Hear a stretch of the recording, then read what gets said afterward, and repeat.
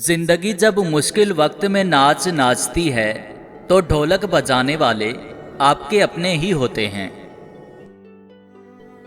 माशरे का एक तल्ख पहलू, मेरा दामाद इतना अच्छा है कि मेरी बेटी को हर महीने एक सूट लेकर देता है और मेरा बेटा इतना फजूल खर्च है कि हर महीने अपनी बीवी को शॉपिंग पे लेकर जाता है।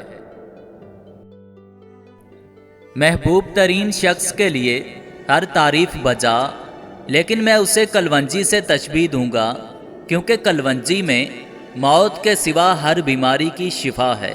तो महबूब इंसान में भी कुछ ऐसी ही सलाहियत मौजूद होती है।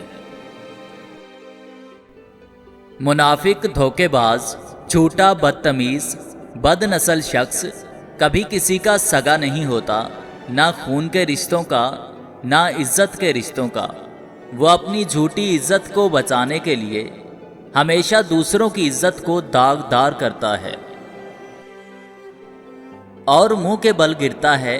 अपनी खाली बिखरी जिंदगी और खाली हाथों के सिवा कुछ नहीं बचता उसके पास, कुछ भी नहीं।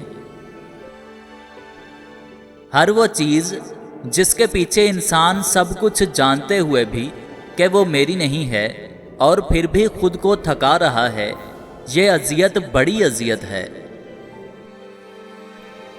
माहिर नफ्सियात का कहना है, जिस औरत से मर्द अक्सर लड़ता हो या नाराज़ हो जाता हो तो समझ जाना कि वो उसी औरत से बहुत मोहब्बत करता है।